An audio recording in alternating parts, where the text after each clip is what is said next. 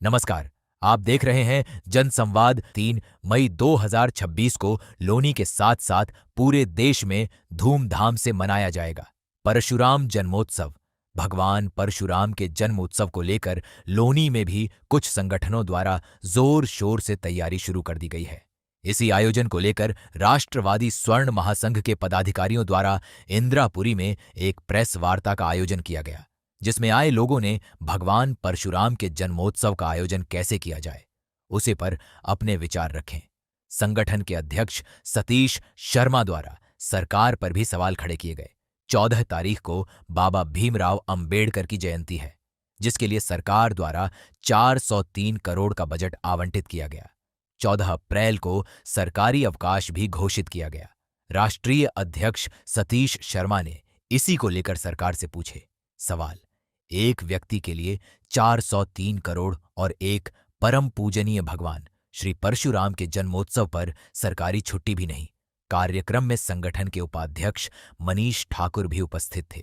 इस कार्यक्रम में राष्ट्रवादी स्वर्ण महासंघ का विस्तार भी किया गया। देखिए इस कार्यक्रम पर जनसंवाद की विशेष रिपोर्ट। शर्मा जी, आज एक प्रेस वार्ता का आयोजन आपके द्वारा किया गया है, क्या मकसद है इस प्रेस वार्ता का? सभी को नमस्कार और पत्रकार बंधुओं का भी बहुत बहुत साधुवाद। आज कुछ ऐसे मुद्दे हैं जिसके लिए प्रेस वार्ता रखी गई है। शर्मा जी, एक सवाल ले रहे हैं, कुछ हमें जानकारी मिली है कि आने वाले समय में परशुराम भगवान जी का जन्मोत्सव है। इस जन्मोत्सव पर भी क्या राष्ट्रवादी संघ द्वारा कुछ विशेष तैयारियां की गई है सब समाज के लिए? जी हाँ, ऐसा है। आने वाली 3 मई को लोनी में अनामिका स्कूल के पास में एक ग्राउंड है, वहाँ इसकी भव्य तैयारी की गई है और मैं समझता हूँ अब की बार सभी समाज के लोग इसमें इस तरीके से भाग लेंगे कि ये बताएंगे कि सब समाज एक है और इसका आयोजन हमारा खुद राष्ट्रवादी स्वर्ण महासंघ करेगा। सर, एक सवाल और है, लोनी में हर साल भगवान परशुराम का जन्मोत्सव मनाया जाता है। इस वर्ष ऐसा क्या विशेष होगा जिसके लिए ये प्रेस वार्ता की जा रही है? अब की बार ऐसा होगा क्योंकि पहले क्या था, हर बार थोप देते कि ये भगवान ब्राह्मणों के भगवान है। हमने ये कहा ये ब्राह्मणों के भगवान नहीं है, सबके भगवान है। जैसे भगवान राम को सब मानते हैं, भगवान श्री कृष्ण जी को मानते हैं, उसी तरीके से भगवान परशुराम जी सभी के भगवान हैं। इसीलिए सब आएंगे इसमें और सब अपने अपने तरीके से इसमें भाग लेंगे। एक सवाल और है, भगवान परशुराम के जन्मोत्सव से पहले 14 अप्रैल भी आ रहा है, जिसके लिए 403 करोड़ का बजट जो हमें जानकारी मिली है घोषित किया गया है सरकार के द्वारा। इस पर श्रवण महासंघ क्या कहेगा? क्योंकि 403 करोड़ एक ऐसी रकम है जिसमें एक हॉस्पिटल बड़ा बनाया जा सकता है, लेकिन एक जयंती पर ये पैसा खर्च किया जाएगा। ये अभी मैं थोड़े दिन पहले एक इंटरव्यू दिया था तो मैंने कहा था ये भारतीय जनता पार्टी नहीं रही है, ये भीम पार्टी हो गई है। इसी का यही कारण है कि वो तो बोलते हैं कि जातिवाद हम लोग करते हैं। क्या भगवान परशुराम जी के लिए कुछ नहीं था? क्या और दूसरे महाराणा प्रताप जी के लिए कुछ नहीं था?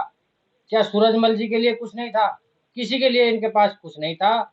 सिर्फ है तो फिर जातिवाद करने के लिए इन्होंने अंबेडकर धाम, अंबेडकर जयंती पे इतनी बड़ी राशि दे दी कि जातिवाद ऑटोमेटिक ही हो जाएगा यहाँ। ये भारतीय जनता पार्टी की नकारात्मकता है। शर्मा जी, अब सीधा सीधा आरोप लगा रहे हैं, जबकि भाजपा खुद कहती है कि वह सब समाज की पार्टी है, हिंदुओं की पार्टी है। तो भगवान परशुराम जी का जन्मोत्सव की छुट्टी क्यों बंद कर दी इन्होंने? क्यों रद्द कर दी इन्होंने? क्यों कोई बजट नहीं दिया? क्यों इन्होंने महाराणा प्रताप जी के लिए कोई बजट नहीं दिया? क्यों और जयंतियों के लिए कोई बजट नहीं दिया? का जो बजट दिया सिर्फ जो है अंबेडकर के लिए दिएगा? क्या अंबेडकर ही भगवान है यहाँ? तो ये इनकी गंदी मानसिकता दर्शाती है। जातिवाद को बढ़ावा देने का काम इस वक्त भारतीय जनता पार्टी कर रही है। एक सवाल और शर्मा जी, जिस तरह से आप आरोप लगा रहे हैं अंबेडकर जयंती को लेकर कि अन्य जो हमारे देवता है या हमारे महापुरुष हैं उनके लिए भाजपा ने कुछ भी ऐसा नहीं किया, क्या ये खेल 2027 के विधानसभा चुनावों को लेकर या वोट बैंक की राजनीति को लेकर चला जा रहा है? जिस वोट बैंक को ये साधने का कार्य कर रहे हैं ना, एक वोट इनको मिलने वाला नहीं है। और रही बात जो वोट बैंक इनका था, हमेशा से था, हो गया है, वो आने वाले समय में इनकी औकात बता देगा। अच्छा, जिस तरह से पूर्व के जब चुनाव रहे, सरकारें रही, तो उसमें एक नारा तिलक तलवारों और तलवार को लेकर एक विवादित नारा बहुत प्रचलित हुआ था। तो क्या लगता है कि अभी भी वही चीजें इस सरकार में दोहराई जा रही है? हो सकता है इनकी मानसिकता ऐसी हो गई हो, अब हम इसमें क्या कर सकते हैं, मानसिकता का खेल है सब। पहले तो फिर उन्होंने ये भी तो दूसरा नारा दिया था कि तिलक तराजू और तलवार ये बनाएंगे हमारी सरकार। जी। नारा तो बदलते रहते हैं ना, आज नारा ये कुछ और लगा रहे, कल को कुछ और कर देंगे। लेकिन जिस तरह से यूजीसी को लेकर स्वर्ण समाज खिलाफ है, और अब ये नया आप लोग एक बात कह रहे हैं कि भाई अम्बेडकर जयंती पर बड़ा बजट किया गया, जबकि परशुराम जन्मोत्सव के लेकर कोई सरकार ने जो है एक कहें कि जो अपनी तरफ से कोई ऐसी इच्छा भी जाहिर नहीं की, कुछ अवकाश सार्वजनिक हो सके। तो क्या लगता है, क्या अब की बार तिलक तराजू और तलवार उखाड़ देंगे सरकार? 100% उखाड़ेंगे, क्योंकि इन्होंने कुठाराघात किया है इस समाज के ऊपर। यूजीसी जैसे काला कानून ला करके SC ST को बढ़ावा दे करके कोई 800 नंबर ला रहा है तो उसमें से नंबर 4 वाले को एडमिशन मिल रहा है। तो इस तरीके से ये बहुत गलत निंदित कार्य कर रही है पार्टी, और मैं समझता हूँ पार्टी को 2027 और आने वाले सभी चुनावों में ये नतीजा देखने को मिलेगा। शर्मा जी, सवाल एक और है। जब यूजीसी की चर्चा हुई है तो चर्चा विस्तार से हो जाए। 15 अप्रैल 2026 एक ऐसा दिन जिसका इंतजार राष्ट्रीय श्रवण महासंगठन, महासंघ जैसे तमाम वह संगठन कर रहे हैं कि उस दिन क्या निर्णय आएगा। अगर संघ के अनुरूप निर्णय नहीं आता तो अगला कदम क्या होगा? बड़ा आंदोलन होगा, बहुत बड़ा आंदोलन होगा, और इतना बड़ा सरकार तो दोनों तरफ से सरकार को नुकसान हुआ। ये तो विरोध तो वो कर ही रहे हैं। अभी सुनो, मैं बता दूं, ये बात बहुत महत्वपूर्ण, आपने सवाल पूछ लिया। हम कार्यक्रम कर रहे थे 8 मार्च का, एंड टाइम पे हमारी अनुमति रद्द की गई, और जो एक रावण बना फिरता है, जो हमारा नाम लेकर, चंद्रशेखर भी हमारा नाम है, आजाद भी हमारा नाम है, लेकर के आया, उसको परमिशन मिली। एक मौर्य है, उसको परमिशन मिली। सरकार की दोहरी मानसिकता ये बताती है कि उधर समर्थन है, इधर विरोध है। भाजपा का कोर वोटर है श्रवण समाज, आखिर किस रूप में विरोध कर पाएगा सरकार का? उनके पास और क्या ऑप्शन है? अगर भाजपा नहीं तो फिर दूसरा कौन? तो दूसरा क्यों नहीं है, बहुत पार्टियां हैं। ये थोड़ी है कि उसी के से बंधा हुआ है, उसको हटाएंगे दूसरा लाएंगे, विकल्प तो कोई ना कोई रहता ही है। ऐसा थोड़ी है कोई देश के अंदर पार्टियां खत्म हो गई है, ऐसा कुछ नहीं है। जो हमारी बात करेगा वो हमारा होगा। अच्छा, लोनी को लेकर भी अंतिम सवाल कि लोनी में भी आज तक स्वर्ण समाज की जो मुख्य धारा की मुख्य राजनीति की पद की बात करूं तो उससे अभी तक स्वर्ण समाज दूर है। तो क्या भविष्य में स्वर्ण समाज की कोई रणनीति है, कोई योजना है कि यहाँ की जो सीट है उस पर अपना प्रत्याशी उतारने की? देखो, ऐसा है, अगर यहाँ की सीट पहले की तरह सामान्य रही तो अब अगर वह समाज का या सर्व समाज का या सर्व समाज का साथ देने में असमर्थ अपने आप को क्यों पा रहे हैं? क्योंकि मोदी जी ने उन्हें धमका के रखा है। मोदी जी का बहुत बड़ा कुछ ना कुछ दबाव है उनके ऊपर, क्योंकि मोदी जी पहले तो जय श्री राम का नारा लगाते, अब वो जय भीम बोल रहे हैं, समझ लीजिए। और वो खुद कह रहे हैं कि पीड़ित है, और ये एक बड़ी विडंबना है कि देश का प्रधानमंत्री जब अपने को पिछड़ा कहे ना, तो समझ लीजिए देश ने कोई विकास नहीं किया है। क्योंकि देश का प्रधानमंत्री बड़ा होता है, देश की राष्ट्रपति को आदिवासी SC से भी नीचे कहा जाए, ये भी बड़ी विडंबना है कि उन्होंने इतना नीचा गिराने का काम किया। देश का राष्ट्रपति प्रथम नागरिक होता है, देश का प्रधानमंत्री मान्य होता है, वो दोनों लोग अपने आप को एक पिछड़ा बता रहा है और एक दलित बता रहा है। ये बड़ी सोचने की बात है। शर्मा जी, एक सवाल और अभी हमारे मित्र ने कहा था कि तिलक तराजू और तलवार, बासपा से शुरू हुआ है नारा तिलक तराजू और तलवार इनको मारो जूते चार। ये नारा कहीं अब भाजपा ने तो हाईजैक नहीं कर लिया है, जिस हिसाब से आप जय भीम की बात कर रहे हैं, जय भीम की बात कर रहे हैं? नहीं, भाजपा ने कर लिया है तो 27 आने वाला है, और जगह चुनाव हो रहे हैं ना, पता लग जाएगा, लगा के देख ले। क्योंकि जो इनका कोर वोटर था उसको तो नाराज कर चुके हैं। सबसे बड़ी गलती तो इनकी यही है कि अपने वोटर को खो दिया और दूसरे को खोजने चले हैं। जब उनकी पार्टियां खुद हैं तो इधर वोट वो कैसे करेंगे? आज तक कभी वोट नहीं दिया, आप कैसे दे देंगे? अच्छा, भाजपा के जो नेता हैं आमतौर पर आपने देखा होगा कि हिंदू और गाय की बात करते हैं, लेकिन अब बंगाल के जो चुनाव चल रहे हैं तो वहाँ गोमांस की और मछली की बात की जा रही है। तो क्या लगता है कि क्या भाजपा चुनाव को लेकर के अपने ही जो बयान है उन पर कायम नहीं रह पा रही है, या केवल सत्ता हासिल करने के लिए वो कुछ भी करने को तैयार है?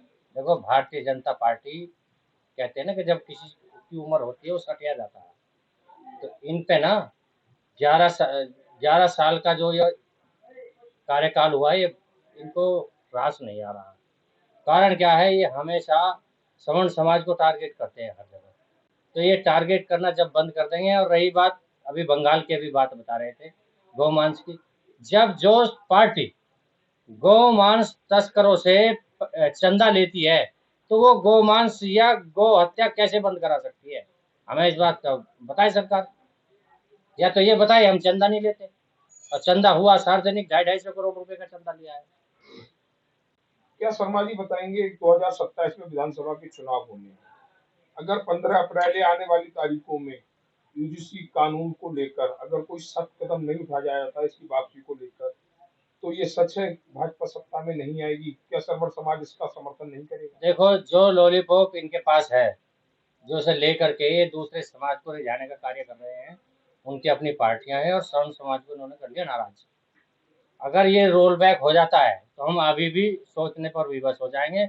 अगर इन्होंने यूजीसी रोल बैक नहीं किया तो सवर्ण समाज को मैं 100% बता रहा हूँ कि कोई भी भारतीय जनता पार्टी के साथ नहीं जाएगा, उसको उसकी औकात दिखा देगा। सवाल एक सवाल और है कि जिस हिसाब से आपने यूजीसी को बात का, कानून उससे और भी गहरे हैं, जैसे एससी एसटी एक्ट हो गया, जिसमें 80 से 90% शिकायतें झूठी होती हैं।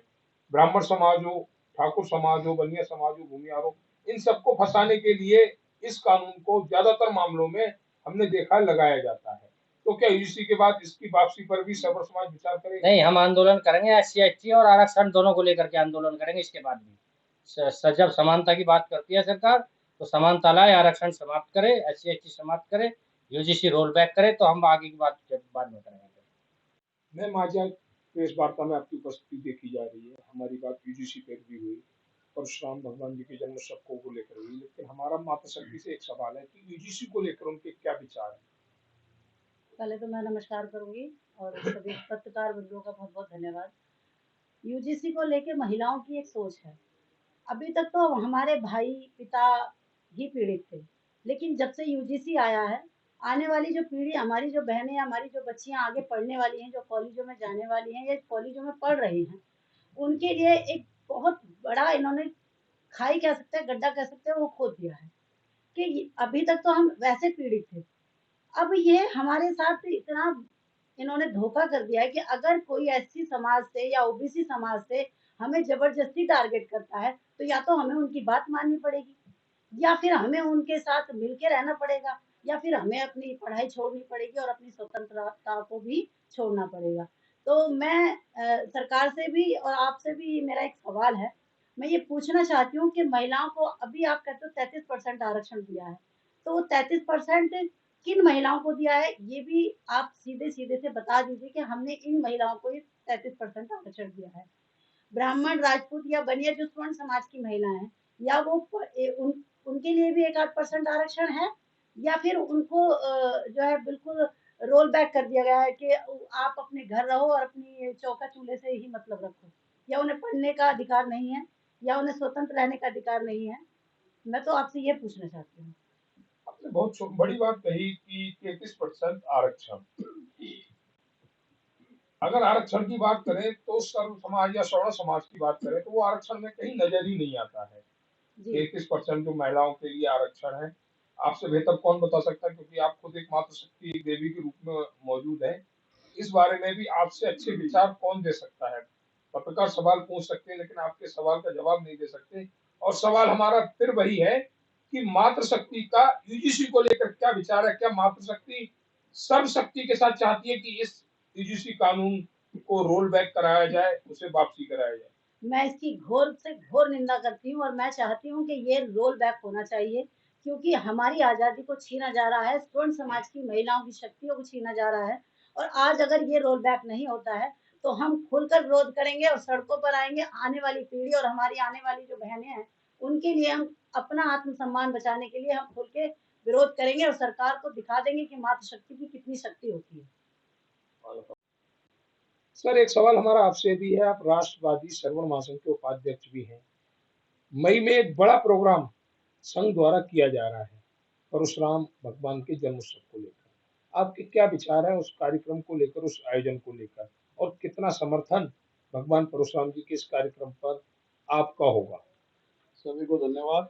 मैं तो एक धन्यवाद मोदी जी को भी देना चाह रहा है। यूजीसी का कानून लाए ना, इसमें सवर्ण समाज को एक कर दिया और मुझे खुशी है लोधी के अंदर पहली बार सभी समाज को लेकर भगवान परशुराम जी की जयंती जन्म उत्सव बनाया जा रहा है। और हम कह रहे हैं सभी इसमें आए, इसमें कोई जाति का नहीं। जैसे भगवान राम जी को, अब भगवान शिव शंकर भगवान को, कृष्ण जी को, सभी को मानते हैं सब लोग, महाराजा कृष्ण को मानते हैं सभी लोग, भगवान परशुराम जी को भी अपना माने। मैंने तो डीएलएफ के अंदर भगवान परशुराम द्वार बनाया था, सबको पता है। हम ये कहते हैं सभी को भगवान परशुराम की जयंती मनाना चाहिए और धूमधाम से मनाना चाहिए। तो भगवान परशुराम जी हमारे अपने हैं, एक खाली ब्राह्मण के नहीं, सभी समाज के। सर एक सवाल और है, अभी मैम ने कहा था यूजीसी कानून को लेकर कि हम सड़कों पर उतरकर विरोध करेंगे। आप एक संघ के पदाधिकारी भी हैं। अगर 15 अप्रैल को फैसला वो नहीं आता है जो संघ के मन मुताबिक हो, तो क्या संगठन उस पर अपने अगले कदम का विचार रखेगा? अगले कदम तो हमने पहले बोल रखा है। अगर जो यो 15 अप्रैल को कानून वापिस नहीं लिया सरकार ने, तो 10 मई को दोबारा से दिल्ली घेरी जाएगी और अब के डबल ताकत के साथ घेरी जाएगी। और मात्र शक्ति अब के इसमें हमारे जो है संगठन के साथ है, महिला भी साथ रहेंगे। अभी तो पुरुष ही गए थे, नौजवान गए थे, अब के महिला शक्ति भी दिल्ली घेरेगी और ये दिखा देगी सरकार को अब ये कानून तुम जो नहीं करोगे वापिस, तो 2027 2029 में आपको भुगतना पड़ेगा। वर्तमान में सरकार चुनाव चल रहे हैं, वहां पता चल जाएगा आपको अभी क्या निर्णय आना है। बनिया, ब्राह्मण, ठाकुर, भूमिहार, इनके अलावा अगर समाज का समझदार वर्ग यूजीसी पर अगर संघ का समर्थन करता, चाहे वह दलित समाज ही क्यों ना हो, तो क्या संगठन उनका समर्थन लेगा? हम किसी के विरोध में नहीं है, सभी हमारे परिवार हैं, भाई हैं। और ये जो बांटने का काम करा सरकार ने करा है, पहले सबको हिंदू बनाया, अब आपस में लड़ाया। कोई चाहे जाट हो, चाहे गुज्जर हो, चाहे बनिया हो, चाहे हमारे नाई धोबी जितने भी ऐसे समाज के भी लोग हैं, एसटी के हैं, सब हमारे परिवार है, हम मिलके रहते थे। हम सब हिंदू हैं और हिंदू ही रहेंगे। सरकार को कानून वापस लेना पड़ेगा। किसी ने कानून मांगा नहीं रहे, किसी ने यूजीसी की डिमांड किसने करी, एक का नाम बता दो। ये तो सरकार ने अपनी वोट बैंक बढ़ाने के चक्कर में ये किया है और सरकार को वो जो वोट बैंक के चक्कर में वो किया है वो मिलेगा नहीं। और सवर्ण समाज का वोट बैंक वो भी खिसक चुका है, भविष्य में इसका नुकसान बहुत भारी होगा। यूजीसी कानून वापस करने के बाद भी सरकार को नुकसान होगा। शर्मा जी, ये सवाल हमारा आपसे है, संघ के अगर कोई समझदार समाज, चाहे वो दलित हो, ओबीसी समाज हो, अगर राष्ट्रवादी सवर्ण संघ का समर्थन करना चाहता है इस यूजीसी कानून को लेकर, तो क्या संघ उनका समर्थन लेगा? बिल्कुल लेंगे और मैं खुद उनको माला से स्वागत करके अपने पास लाने का काम करूंगा।